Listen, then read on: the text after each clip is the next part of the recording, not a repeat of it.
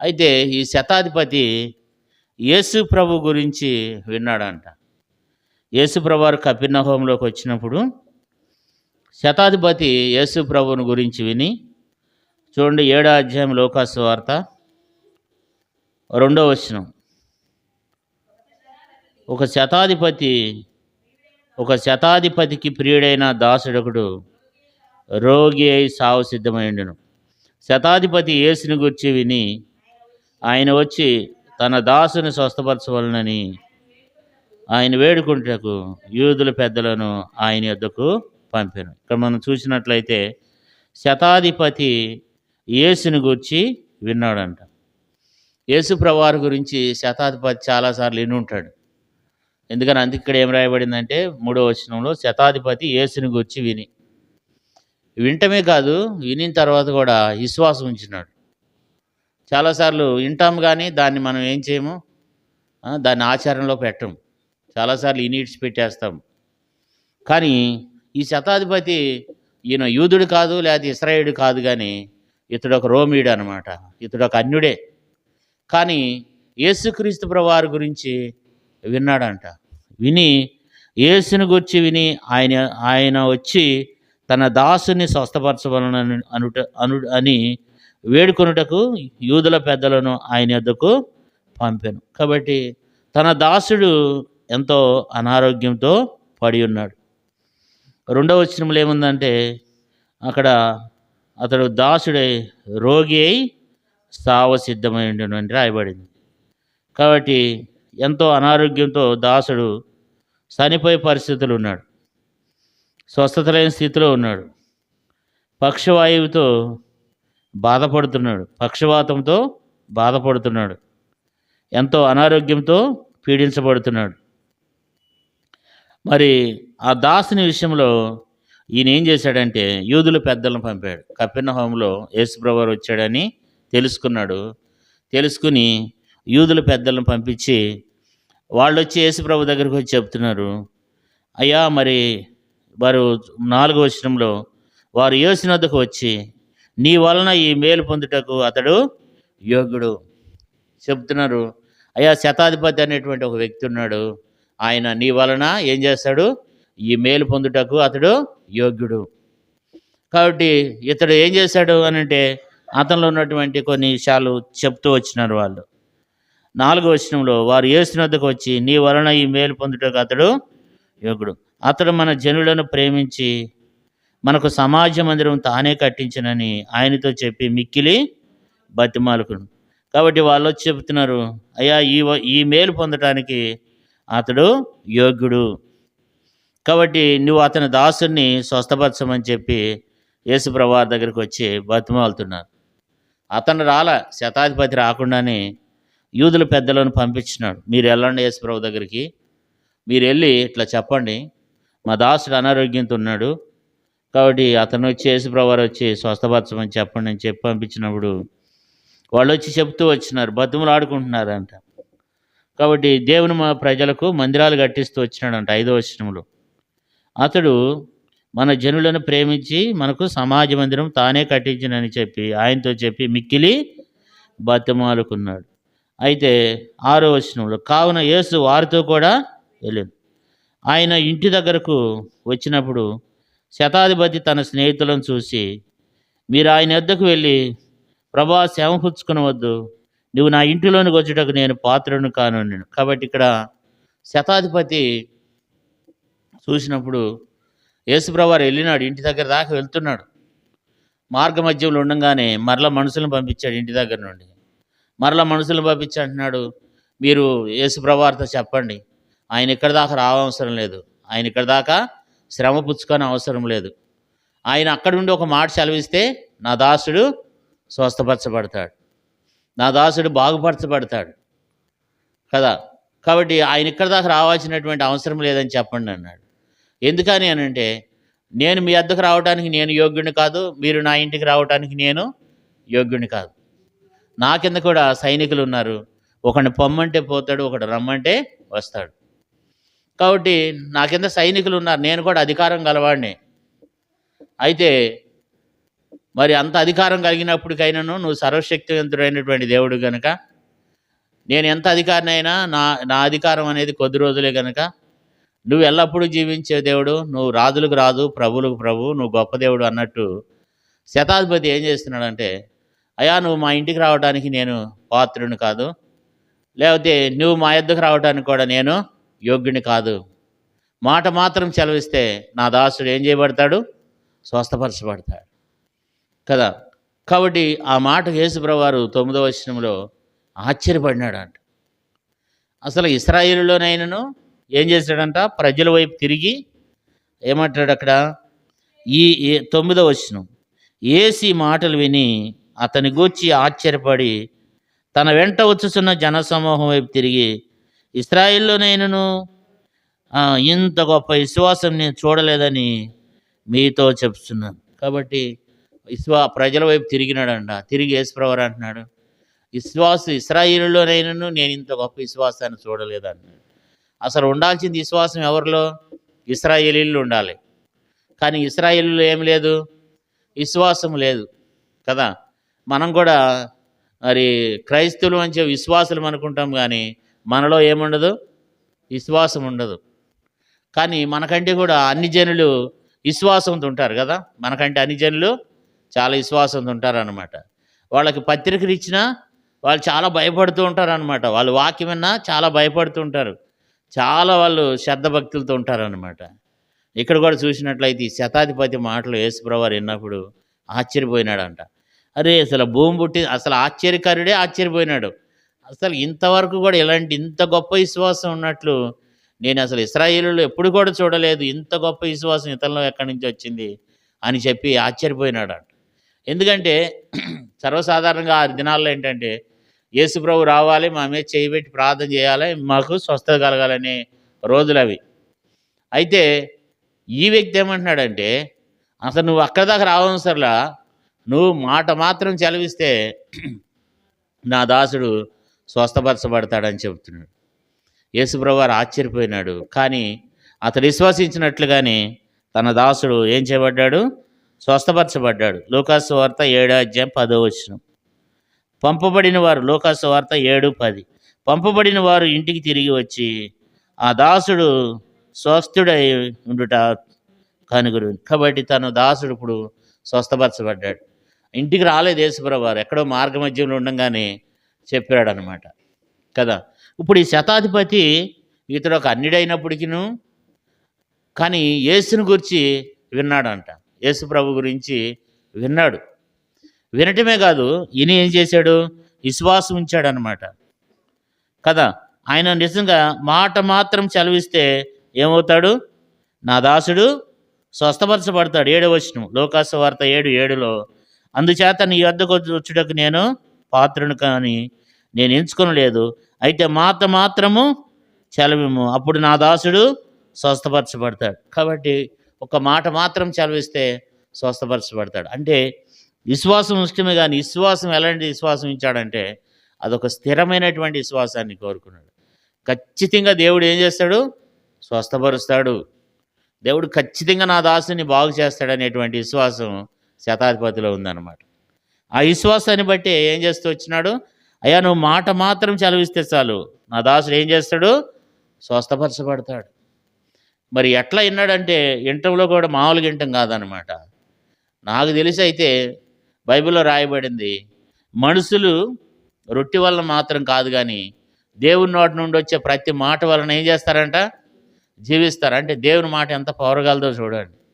మనుషులు రొట్టె వలన మాత్రం కాదు కానీ దేవుని నోటి నుంచి వచ్చే మాట వలన మనుషులు జీవిస్తారు. ద్వితీయోపదేశకాండం 8వ అధ్యాయం 3వ వచనం చదవండి. ద్వితీయోపదేశకాండం 8:3 దేవుని వాక్యంలో, ద్వితీయోపదేశకాండం 8వ అధ్యాయం 3వ వచనం చదవమ్మా. ఆహారం వలనే కాక యెహోవా సెలవిచ్చిన ప్రతి మాట వలన నరులు బతుకురుదురని మీకు తెలిసేటకు ఆయన నిన్ను అనిసి నీకు ఆకలి చేసి చాలమ్మని. ఇక్కడ చూస్తే దేవుని మాట ఆహారం వలనే కాక యెహోవా సెలవిచ్చిన ప్రతి మాట వలన నరులు ఏం చేస్తారు? బ్రతుకుతారంట కదా. ప్రసంగి గ్రంథం 2:25. ప్రసంగి 2:25.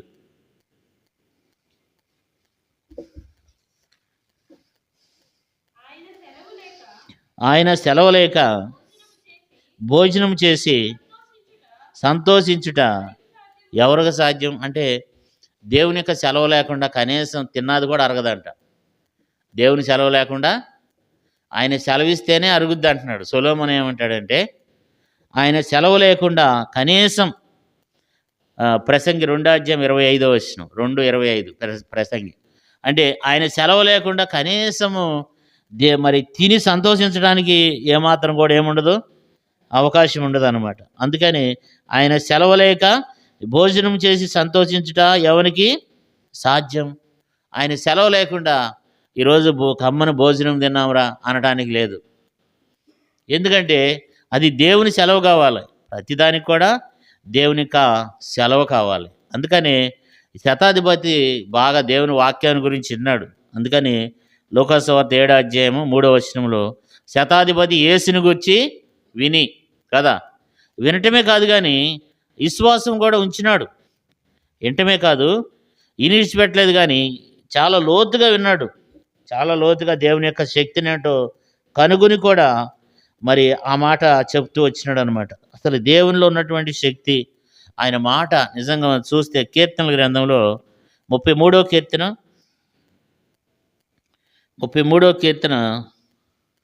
9వ చూడండి. ఆయన మాటలు ఎంత బలం ఉందో.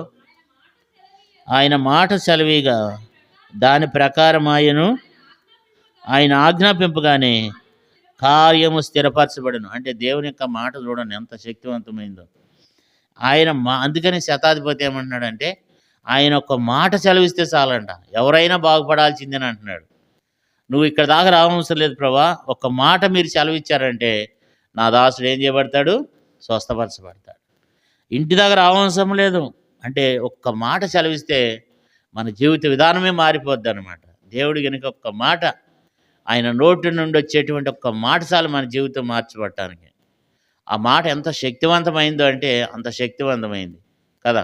అందుకని ఇక్కడ ఏముంది కీర్తనలో 33వ కీర్తన 9వ ఆయన మాట సెలవిగా దాని ప్రకారం ఆయన ఆజ్ఞాపింపగానే కార్యం ఏం చేయబడిందంట? స్థిరపరచబడింది కదా. అందుకనే శతాధిపతి కూడా అలాంటి విశ్వాసాన్ని కలిగి ఉన్నాడేమో. అందుకని రోమపత్రికలు ఏముందంటే ఇనుట వలన విశ్వాసం కలుగును, వినుట క్రీస్తుని గురించిన మాట వలన కలుగును కదా. ఇనుట వలన విశ్వాసం కలగాలి, వినటంలోనే విశ్వాసం కలగాలి. ఇప్పుడు శతాధిపతిలో మనం చూసినట్లయితే మరి ఈ శతాధిపతికి ఇప్పుడు ఎంతకీ యేసుప్రభువారి దగ్గరికి ఏం చెప్తున్నాడు అనంటే, శతాధిపతి దేవుని యందు ఏం చేస్తూ వచ్చినాడు? ఆయన స్వస్థపరచగలడనేటువంటి విశ్వాసంతో ఇవన్నీ చేస్తూ వచ్చినాడు. సరే, శతాధిపతిలో ఉన్నటువంటి మొదటి విషయం ఏంటంటే ఈయన ఏం చేస్తూ వచ్చినాడంటే ఇతనికి ఉన్నటువంటి బాధ ఏంటి? 7వ అధ్యాయము లూకాసు వార్త 7వ అధ్యాయము 1 ఆయన తన మాటలని ప్రజలకు సంపూర్తిగా వినిపించిన తర్వాత కపెర్నహూములోనికి వచ్చెను. ఒక శతాధిపతి ప్రియుడైన దాసుడొకడు రోగి సావు సిద్ధమయ్యాడు. అంటే శతాధిపతికి ప్రియుడైన దాసుడు, శతాధిపతికి ప్రియుడైన దాసుడు అంటే ఒక ఇంట్లో పనివాడిని ఎంత ప్రేమగా చూస్తున్నాడు చూడండి. అసలు ఇంట్లో పనివారిని, తన దాసుడిని అసలు ఎవరైనా అసలు అంత ప్రియమైన వారుగా చూస్తారా? ప్రియమైన దాసుడు అంట. అంటే తనకు అలాంటి మంచి ఇంట్లో పనివారిని కూడా, తన దాసుని కూడా ఎలాంటి మనసుతో చూస్తున్నాడు? ప్రియమైన వాడుగా చూస్తున్నాడు కదా. అంతేకాదు తన కొరకు విజ్ఞాపం చేయట్లా, లేకపోతే తన పిల్లల కొరకు, లేకపోతే తన వ్యక్తిగతమైనటువంటి కొరకు కాకుండా తను ఎవరి కొరకు విజ్ఞాపం చేస్తున్నాడు అంటే ఇతరుల కొరకు విజ్ఞాపం చేస్తున్నాడు దేవుని దగ్గర. మొదటి విషయం ఏంటంటే శతాధిపతిలో ఉన్నటువంటి మొదటి విషయం ఏంటంటే తన దాసుని గురించినటువంటి చింత, తన దాసుని గురించినటువంటి చింత. తనకున్నటువంటి చింత ఏంటంటే తన గురించి లేదు అక్కడ. ఎవరి గురించి విజ్ఞాపం చేస్తున్నాడు దేవుని దగ్గర? దాసుని గురించి చింత. కాబట్టి మనం కూడా దేవుడు మనకు నేర్పించేది ఏంటంటే ఈ శతాధిపతి గురించి ఇక్కడ ఎందుకు రాసి పెట్టాడంటే మనం కూడా చింత కలిగి ఉండాలి. ఎవరి గురించి? దేవుని ప్రజల గురించి. నశించిపోతున్న ఆత్మల గురించి కదా. అందుకని రోమపత్రిక 10వ అధ్యాయం మొదటి వచనంలో చూసినట్లయితే, సహోదరులారా, ఇశ్రాయేలులు రక్షణ పొందవలనని నా హృదయాభిలాషయు వారి విషయమై నేను దేవునికి చేయి ప్రార్థన ఉన్నది కదా. వారు పౌలు యొక్క చింత ఏంటి? ఇశ్రాయేలీలు రక్షణ పొందాలని కదా. కాబట్టి మనం కూడా అలాంటి చింత, మన సహోదరుల గురించినటువంటి చింత మనం కలిగి ఉండాలి. అపోస్తలుడైన పౌలు అంటాడు 9వ అధ్యాయం, రోమపత్రిక 9వ అధ్యాయం మొదటి వచనం, రోమ 9 మొదటి వచనం, నాకు బహు దుఃఖమును నా హృదయంలో మానని వేదనయు కలవు. క్రీస్తునందు నిజమే చెప్తున్నాను, అబద్ధమాటలేదు. పరిశుద్ధాత్మ యందు నా మనస్సాక్షి నాతో కూడా సాక్ష్యం ఇస్తున్నది. సాధ్యమైన ఎడల దేహ సంబంధమైన నా సహోదరుల కొరకు నేను క్రీస్తు నుండి వేరే శాపగ్రస్తుడినై ఉండకూడదును. సార్లు ఇక్కడ మనం చూసినట్లయితే సహోదరుల గురించి చింత. పౌలు గారికి ఏంటంట? సహోదరుల గురించినటువంటి చింత. దేహ సంబంధమైనటువంటి నా సహోదరుల కొరకు నేను క్రీస్తు నుండి వేరే శాపగ్రస్తుడినై ఉండకూరుచున్నాను. నేను శాపగ్రస్తుడైనా పర్వాలేదు, నా సహోదరులు రక్షింపబడాలి. నేను శాపగ్రస్తుడిని అయిపోయినా పర్వాలా, నేనేమైపోయినా పర్లా, నా సహోదరుడు ఏం కావాలి? బాగుపడాలి. నా సహోదరుడు వాళ్ళు బాగుపడాలి, వీళ్ళు బాగుపడాలి. నెహెమి గ్రంథంలో కూడా చదవలేదు, కానీ నెహెమియాని రాజు అడుగుతున్నాడు, ఎందుకని నీ ముఖం వికారంగా ఉంది, ఏంటి నీకేంటి అట్లున్నావు, ఈ రోజులో ఇటువరకు ఉండట్లేవు, నువ్వు ముఖం ఏంటి దుఃఖ ముఖంతో ఉన్నావు అంటే, తనకు కలిగిన చింత ఏంటి? దేవుని ప్రజలను గురించినటువంటి చింత, దేవుని యొక్క మందిరం గురించినటువంటి చింత కదా. శతాధిపతిలో కూడా దేవుడు మనకు చెప్పేది ఏంటంటే, మనం కూడా శతాధిపతి వల్లే మనం చింత కలిగి ఉండాలి. ఇతరుల విషయంలో ఏం కలిగి ఉండాలి? చింత కలిగి ఉండాలి. మనం ఎంతవరకు మన పనులే కాకుండా దేవుని కార్యములు కూడా, దేవుని ప్రజల విషయంలో కూడా మనం చింత కలిగి ఉండాలి. మన కొరకే ప్రార్థన చేసుకోవడం కాకుండా ఇతరుల గురించి కూడా మనం ప్రార్థన చేసేవారంగా ఉండాలి. శతాధిపతి ఏం చేస్తున్నాడు? ఎవరి గురించి చింత? ఎవరి గురించి చెప్తున్నాడు ఇదంతా? దాసుని గురించి. మనమైతే అంత రిస్క్ తీసుకుంటామా? మనుషులను పంపించిండంట, యూదుల పెద్దలను పంపించిండంట, మరి వాళ్ళని పంపించి ఆయన దగ్గరికి వెళ్ళమని చెప్పి, మరి ఇదంతా ఎందుకు? ఎవరి కొరకు అంటే దాసుని కొరకు. తన దాసుడు ఏం కావాలి? స్వస్థపరచబడాలి. అది తనకున్నటువంటి ఆశ. రెండోది ఏంటంటే తనలో ఉన్నటువంటి విశ్వాసం కదా. 9వ వచనం రాయబడింది, యేసు మాటలు విని అతని గురించి ఆశ్చర్యపడి తన వెంట వచ్చుచున్న జనసమూహం వైపు తిరిగి, ఇశ్రాయేలు నేను ఇంత గొప్ప విశ్వాసమును నేను చూడలేదని మీతో చెప్తున్నాను. తన విశ్వాసం చూడండి. యేసు ప్రభువారే ఆశ్చర్యపోతున్నాడు, ఇలాంటి విశ్వాసం అసలు నేను చూడలేదు, అసలు ఇంత గొప్ప విశ్వాసం ఉందేంటి. కాబట్టి మనం కూడా శతాధిపతి వలె విశ్వాసం ఉంచాలి. దేవుడు సహాయం చేస్తాడు, దేవుడు స్వస్థపరుస్తాడు, దేవుడు కార్యం చేస్తాడు, దేవుడు ఇదిగో నాకున్న అప్పులు తీర్చేస్తాడు, దేవుడు నాకున్న అనారోగ్యాన్ని తీసేస్తాడు, దేవుడు నాకు మంచి జాబ్ ఇస్తాడు, లేకపోతే మనకు ఏవైతే అక్కర్లు ఉన్నాయో వాటన్నిటి విషయంలో దేవుడు నాకు సహాయం చేస్తాడు అనేటువంటి విశ్వాసం మనం కూడా కలిగి ఉండాలి. అవిశ్వాసంతో ఉండకూడదు, విశ్వాసం కలిగి ఉండాలి. ఎందుకంటే ఇందాక చెప్పుకున్నాం, అసలు విశ్వాసం అనేది ఎవరిలో ఉండాలి? అతనిలో కాదు ఉండాల్సింది, ఇశ్రాయేలులో ఉండాలి. కానీ ఇశ్రాయేలులో లేదు, కానీ ఇతనిలో ఉంది విశ్వాసం కదా. మరి అలాంటి విశ్వాసంతో మనం కూడా ఉండాలి. అందుకని యేసు ప్రభువు ఏమంటాడు? ఆవుగినంత విశ్వాసం ఉంటే చాలు అంట కదా. మరి కనీసం అంత గొప్ప విశ్వాసం కాకపోయినా కనీసం ఆవుగించంత విశ్వాసం కదా. కాబట్టి తనకున్నటువంటి అలాంటి విశ్వాసాన్ని మనం కూడా కలిగి ఉండాలని దేవుడు మనతో మాట్లాడుతూ వస్తున్నాడు కదా. కాబట్టి అలాంటి గొప్ప విశ్వాసం కదా. మూడో విషయాన్ని కూడా చూడండి, అతని గురించి ఎంత చక్కగా చెప్తున్నారు వాళ్ళు. 4వ వచనం చదవండి. 4వ వచనం, వారు యేసు వద్దకు వచ్చి, నీ వలన ఈ మేలు పొందుటకు అతడు యోగ్యుడు. అతని గురించి ఏం చెప్తున్నారు చూడండి వాళ్ళు. అతను చెప్పుకోవట్లా నేను యోగ్యుడిని, నేను గొప్పవాడిని, నేను అది, నేను ఇదనే చెప్పుకుంటున్నాడు ఆయన. ఆయన చెప్పుకోవట్లా. ఎవరు చెప్తున్నారు? ప్రజలు చెప్తున్నారు, యూదులు చెప్తున్నారు. అంటే మన గురించి కూడా ఇతరులు చెప్పాలి. మనం చాలాసార్లు మనమే చెప్పుకుంటాం కదా! నా గురించి నేను, మీ గురించి మీరు. మరి ప్రతి విషయంలో మనకు మనమే ఏం చేస్తూ ఉంటాం మనం? గొప్పలు చెప్పుకుంటూ ఉంటాం. కానీ ఎవరు చెప్పాలి? దేవుడు చెప్పాలి. లేదా ప్రజలు చెప్పాలి. అలాంటి అలాంటి గొప్ప సాక్ష్యాన్ని మనం పొందుకోవాలి. ఏమంటున్నారు వాళ్ళు? అతడు యోగ్యుడండి. అతడు చాలా యోగ్యుడు. ఎందుకంటే అతడు ఈ మేలు పొందడానికి అతడు యోగ్యుడు. లేకపోతే అతడు ఈ పని చేయడానికి అతడు యోగ్యుడు. ఇది చేయడానికి అతడు సరిపోయినటువంటి వ్యక్తి. ఇతరులు మన గురించి అలాంటి సాక్ష్యం ఇచ్చే జీవితాన్ని మనం కలిగి ఉండాలి. యోగ్యులంగా మనం కాకుండా దేవుడే మనల్ని యోగ్యులుగా చేసినట్లు ప్రజలే ఈ వ్యక్తి యోగ్యుడండి, ఈ వ్యక్తి దీనికి అర్హుడని, లేకపోతే ఈమె దీనికి అర్హురాలు, లేకపోతే ఈయన దీనికి అర్హుడు, ఇట్లా ప్రజలు మన గురించినటువంటి సాక్ష్యాన్ని మనం ఈ భూమి మీద ఉన్న మనం సంపాదించుకోవాలని చెప్పి దేవుడు శతాధిపతి గురించి చెప్తున్నాడు కదా. ఇప్పుడు ఎన్ని విషయాలు చెప్పాం? మొదటి విషయం ఏంటి? ఎవరి గురించి ఇంత? దాసుని గురించి. రెండోది విశ్వాసం. మూడోది యోగ్యుడు కదా. మూడోది యోగ్యుడు. తర్వాత తన గురించి రాయబడింది ఏంటంటే 5వ వచనం చదవండి. 5వ వచనం. అతడు మన జనులను ప్రేమించి మనకు సమాజ మందిరం తానే కట్టించినని ఆయనతో చెప్పి మిక్కిలి బతిమాలుడు. అంటే జనులను ప్రేమిస్తున్నాడు కదా. మనం చాలాసార్లు మన పుస్తకాల్లో చదువుకున్నాం. భారతదేశం నా మాతృభూమి, భారతీయులంతా నా సహోదరులు, నేను నా దేశమును ప్రేమిస్తున్నామా? మన సంఘంలోని విశ్వాసాలను ప్రేమిస్తున్నామా? మన తోటి సహోదరులను ప్రేమిస్తున్నామా? అసలు క్రీస్తు ప్రేమ మనలో ఉందా? అసలు ప్రేమిస్తే ఏం చేస్తాం? మనం క్షమిస్తాం.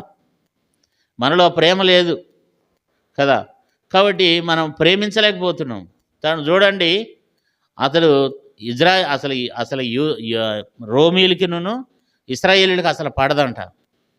కానీ అతడు చూడండి ఎవరిని ప్రేమిస్తున్నాడు? అతడు మన జనులను ప్రేమించి. అంటే మనం చాలాసార్లు మన ఇంట్లో ఉన్న వారినే మనం ప్రేమించినటువంటి స్థితి కదా. మన ఇంట్లో వాళ్ళే మనం ప్రేమించలేము చాలాసార్లు. లేకపోతే మన సంఘంలో ఉన్న వారినే మనం ప్రేమించాం. మన రక్త సంబంధికుల్ని మనం ప్రేమించాం. కానీ ఆ శతాధిపతి చూడండి ఎవరిని ప్రేమిస్తున్నాడంట? అతడు మన జనులను ప్రేమించి. అంటే ఆ ప్రేమించే మనసు అనేది మనలో ఉండాలి కదా. అది దేవునికి ఇష్టం అన్నమాట. దేవుడు ఆ పాత నిబంధనలో 10 ఆజ్ఞలు ఉన్నాయి. అవన్నీ మనకు తెలుసు. కొత్త నిబంధనలో 2 ఆజ్ఞలు. ఒకటి నీ పూర్ణ హృదయంతో, నీ పూర్ణ ఆత్మతో, నీ పూర్ణ బలంతో దేవుని యెహోవాని ప్రేమించాలి. రెండో ఆజ్ఞ నిన్ను వలె నీ పొరుగువాని ప్రేమించాలి. మొత్తం ఈ 2 ఆజ్ఞల్లోనే అసలు అంతా ఉంది.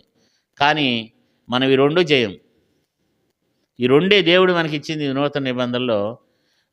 మనకి దేవుడిచ్చింది ఈ కృపాకాలంలో దేవుడిచ్చింది 2 ఏంటంటే ఈ 2 అసలు మనం గాయకోవాల్సినటువంటివి.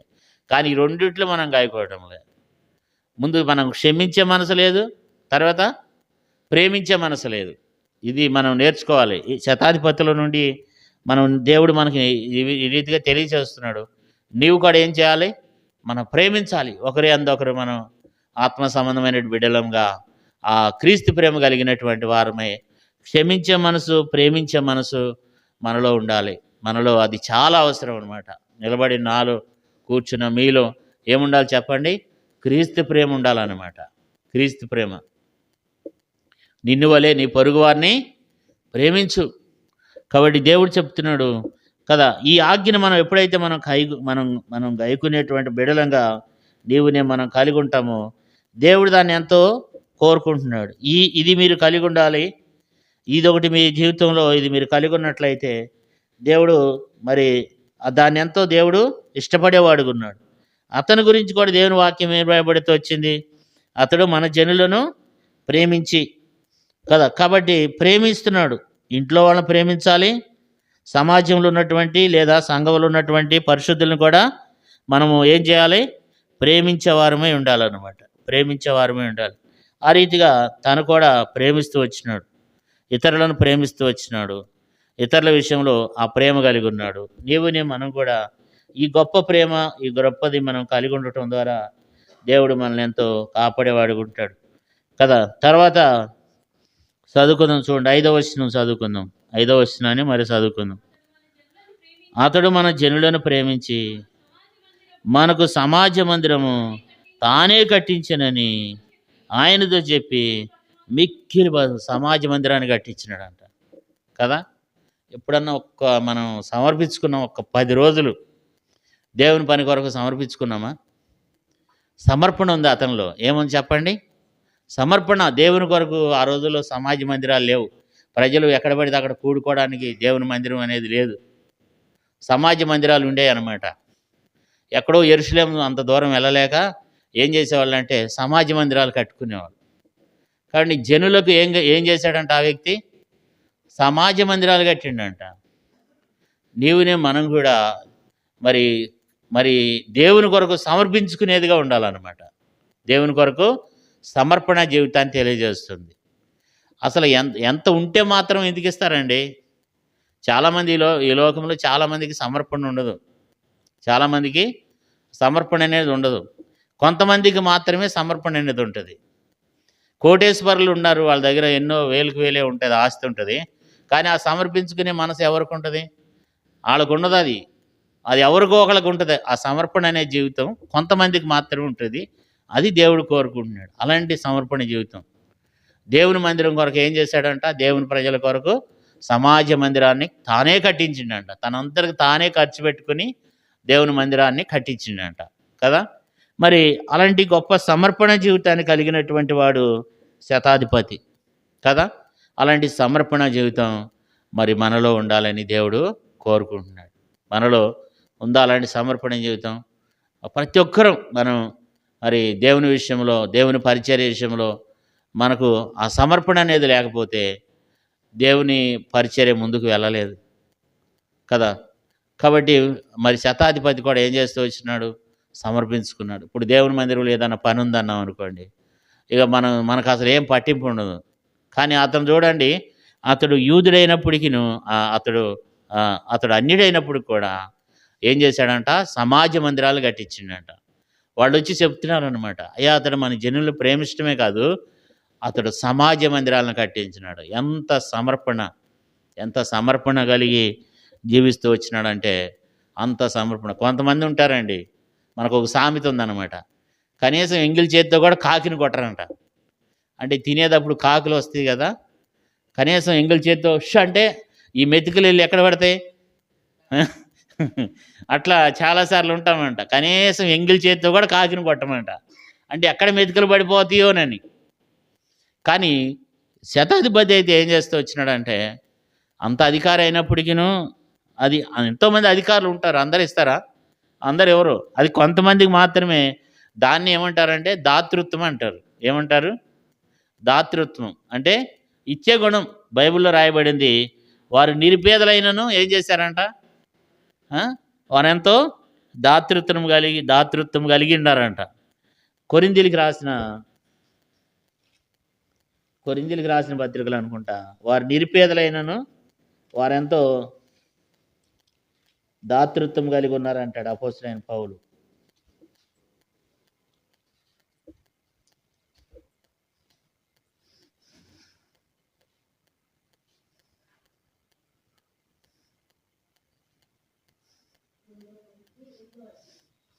రెండో కొరింథీ 7వ అధ్యాయము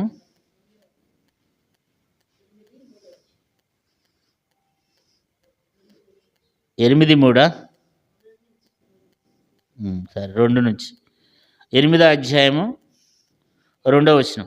ఏలయనగా వారు బహు శ్రమల వలన పరీక్షింపబడగా అత్యధికముగా సంతోషించిరి, మరియు వారు నిరుపేదలైనను వారు దాతృత్వము బహుగా విస్తరించను కదా. వారు కొంచెమే, కానీ వారు 4వ వచనంలో చూసినట్లయితే వారు సామర్థ్యము కొలదియే కాక సామర్థ్యం కంటే ఎక్కువగా తమను తాను ఇచ్చామని సాక్ష్యం ఇస్తున్నాడు. అంటే ఈ మాసిదోనియా సంఘం గురించి అపోస్తలుడైన పౌలు సాక్ష్యం ఇచ్చాడు.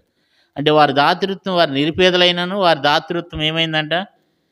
అట్లా శతాధిపతి కూడా ఆ రీతిగా జీవిస్తూ వచ్చినాడు.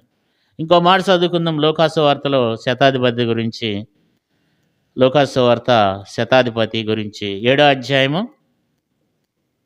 అధ్యాయము 7వ వచనం. అందుచేత నీ యొద్దకు వచ్చుటకు పాత్రుడని నేను ఎంచుకొనలేదు.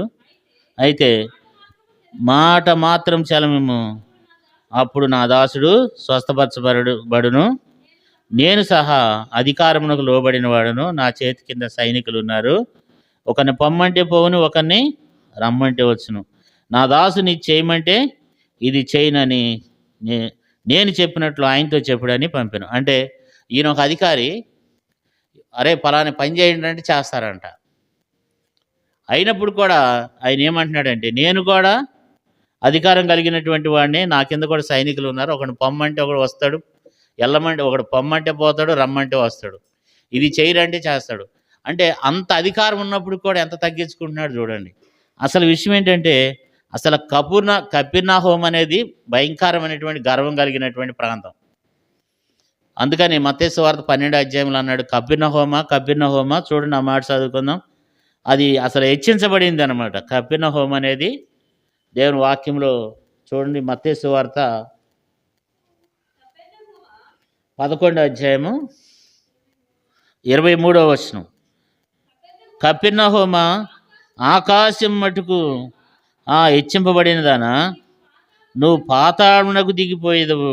నీలో చేయబడిన అద్భుతములు సొదొమలో చేయబడిన యెడల అది నేటి వరకును నిలిచి ఉండును. అంటే ఆ కపెర్నహూము ఎట్లుందంటే, ఆకాశం మటుకు ఏం చేస్తుందంట, హెచ్చించబడేటువంటి కపెర్నహూము అది. అక్కడ ఏ మాత్రం కూడా తగ్గింపు లేదు. కానీ అక్కడ ఆకాశం అంతా హెచ్చించుకునేటువంటి మనసు కలిగిన ప్రజలాళ్ళు. కానీ ఇదే కపెర్నహూములో ఒక వ్యక్తి ఉన్నాడు, శతాధిపతి. ఎక్కడున్నాడు ఈయన కూడా చూడండి, చదువుకుందాం. లూకాసు సువార్త 7వ అధ్యాయము. లూకాసు సువార్త 7వ అధ్యాయం 1వ వచనం.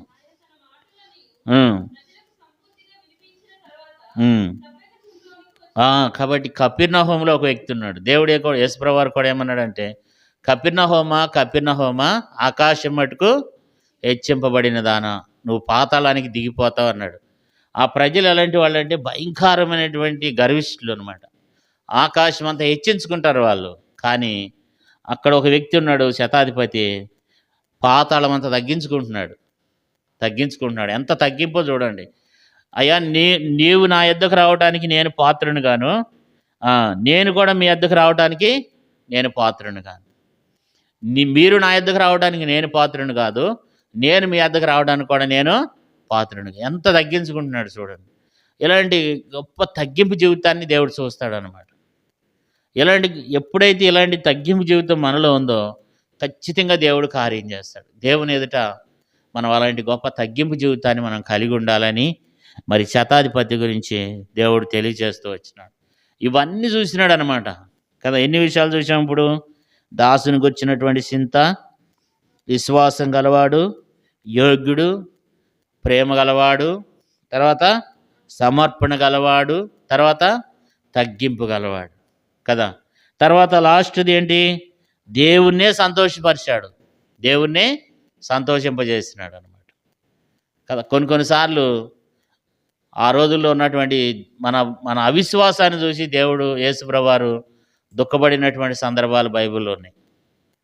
వారి అవిశ్వాసాన్ని చూసి చాలాసార్లు దుఃఖపడ్డారు అనమాట. ఎందుకంటే అవిశ్వాసాన్ని చూసి చాలాసార్లు యేసుప్రభువారు వారి కఠిన హృదయాన్ని చూసి, వారి అవిశ్వాసాన్ని చూసి యేసుప్రభువారు దుఃఖపడినటువంటి సందర్భాలు అనేకమైన బైబిల్లో ఉన్నాయి అన్నమాట. కానీ వాళ్ళ యొక్క స్థితి ఆ రీతిగా ఉంది. కానీ యేసుప్రభువారు శతాధిపతి జీవితంలో చూసినప్పుడు యేసుప్రభువారినే సంతోషం కలుగుతుంది. యేసుప్రభువారికి ఎలాంటి వ్యక్తులు ఉంటే ఎంత బాగుంటుంది అనుకుంటున్నాడు యేసుప్రభువారు. అసలు ఇశ్రాయేలులో కూడా లేరు ఇంత వాళ్ళు, ఎవడు కూడా నన్ను ఇంతవరకు సంతోషింపజేసిన వాడు లేడు. ఈ వ్యక్తి నన్ను ఏం చేస్తున్నాడు? సంతోషింపజేస్తున్నాడు కదా. తన గురించి యేసుప్రభువారు చెప్పిన మాటలు. కాబట్టి మనం కూడా అలాంటి జీవితాన్ని, అలాంటి అనుభవాన్ని మనం కలిగి ఉండాలి. శతాధిపతిలో ఉన్నటువంటి ఈ గొప్ప లక్షణాలు మనలో కలిగి ఉండాలని దేవుడు కోరుకుంటున్నాడు.